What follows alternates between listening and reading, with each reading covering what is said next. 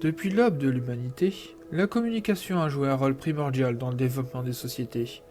À travers les âges, les mots ont construit des ponts entre les cultures, façonné des civilisations entières et parfois même changé le cours de l'histoire. Parmi ces mots, certains ont traversé le temps et l'espace, s'insérant dans diverses langues et cultures avec une étonnante fluidité. L'un de ces mots que nous allons découvrir aujourd'hui est un mot énigmatique et presque mythique. Ce mot, c'est Zui. Au fil des siècles, Zui a été entouré d'une aura de mystère, son origine exacte se perdant dans les brumes du temps. Des tablettes anciennes retrouvées dans les ruines de civilisations oubliées aux manuscrits médiévaux enluminés, le mot apparaît sous diverses formes, chacune racontant une histoire différente. Pourtant, son sens reste insaisissable, un caméléon linguistique qui se transforme selon le contexte dans lequel il est utilisé. L'un des malentendus les plus fascinants concernant Zui remonte à l'Antiquité. Les chercheurs ont longtemps spéculé sur la manière dont Zui fut à tort interprété comme Zeus par les anciens Grecs. Cette méprise a sans doute été facilitée par la ressemblance phonétique des deux mots, mais révèle également comment Zui, à travers sa migration et son adaptation, a pu influencer les croyances et les mythes d'une civilisation entière. Zeus, le dieu suprême du panthéon grec, pourrait-il avoir été à l'origine d'un concept ou une entité empruntée à une culture lointaine, mal interprétée par ses adoptants? Cette question fascine encore les historiens et les linguistes aujourd'hui. La dualité sémantique de Zui ajoute une couche supplémentaire à son mystère.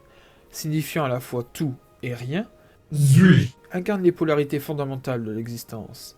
Cette signification paradoxale soulève des questions philosophiques profondes sur la nature de la réalité et de l'expérience humaine. Comment un mot peut-il englober la totalité de l'existence tout en représentant son absence totale? Cette ambivalence suggère que Zui pourrait être plus qu'un simple mot, un symbole de l'unité intrinsèque de tous les opposés, un concept métaphysique reflétant la complexité de l'univers. Au milieu de sa réflexion sur Zui, une théorie provocante émerge, invitant une exploration encore plus profonde de la signification et de l'impact de ce mot à travers le temps. Certains érudits ont avancé l'idée que Zui, avec ses multiples couches de signification et son omniprésence à travers les cultures, pourrait avoir évolué au fil des siècles pour devenir le concept que nous connaissons aujourd'hui sous le nom de Dieu. Cette hypothèse, bien que dépourvue de preuves concluantes, suggère une transformation linguistique et conceptuelle fascinante, où Zui, un terme englobant à la fois tout et rien, aurait lentement mais sûrement cristallisé en l'entité ultime que beaucoup considèrent comme l'origine et la fin de toute chose, l'alpha et l'oméga de l'existence. Cette théorie repose sur des fondations spéculatives, reliant les dots linguistiques et philosophiques à travers les époques et les civilisations. La transformation de Zui en Dieu impliquerait une évolution remarquable des croyances humaines et des structures linguistiques reflétant la capacité du langage à se plier aux nécessités spirituelles et existentielles de l'humanité.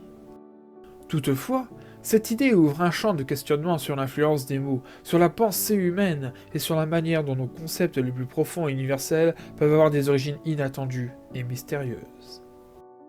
En l'absence de certitude, cette hypothèse sur Zui enrichit les mystères entourant ce mot, offrant une nouvelle dimension à notre quête de compréhension.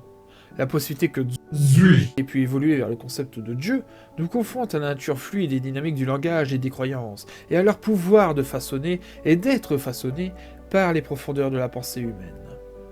Cela soulève des questions captivantes sur les origines de nos croyances les plus fondamentales et sur la manière dont les mots peuvent transcender leur signification initiale pour toucher à l'essence même de notre compréhension du monde. Curieusement, le mystère et la polyvalence de Zui trouvent un écho contemporain dans un mot apparemment sans rapport, mais tout aussi fascinant, le mot schtroumpf issu de la bande dessinée. À première vue, la comparaison peut sembler incongrue, mais une analyse plus approfondie révèle des parallèles intrigants. Tout comme Zui, le mot schtroumpf est utilisé dans une variété de contextes, capable de signifier tout et rien à la fois, selon la manière dont il est employé par les petits êtres bleus.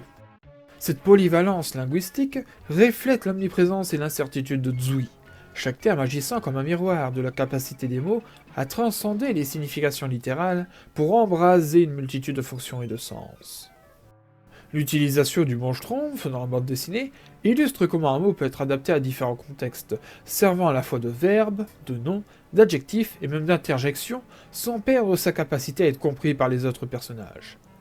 Cette flexibilité sémantique est le reflet de la nature caméléon de Zui, un terme qui, à travers les âges, a prouvé sa capacité à s'intégrer dans divers cadres linguistiques et culturels, tout en conservant un voile de mystère sur sa signification précise.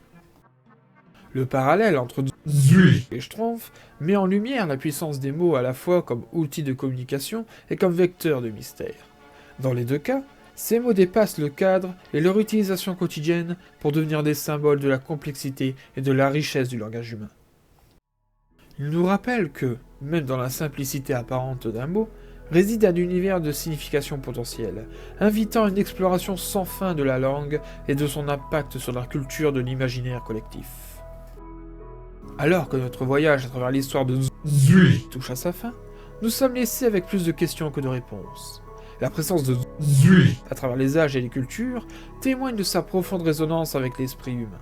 Mais quelle est la véritable essence de Zui? Est-il le reflet d'une quête universelle de compréhension, un artefact linguistique transmis à travers les siècles, ou peut-être une clé perdue depuis longtemps pour déchiffrer les mystères de notre existence? La recherche de Zui nous invite à contempler la nature même de la communication et du langage, ces outils si fondamentaux à l'expérience humaine. Dans un monde où les mots peuvent à la fois créer des ponts et ériger des murs, Zui nous rappelle les pouvoirs des langues à unir et à diviser, à révéler et à cacher. Peut-être que le véritable pouvoir de Zui réside dans sa capacité à nous inspirer, à poser des questions, à chercher des réponses, et finalement à nous connecter les uns aux autres de manière plus profonde et significative.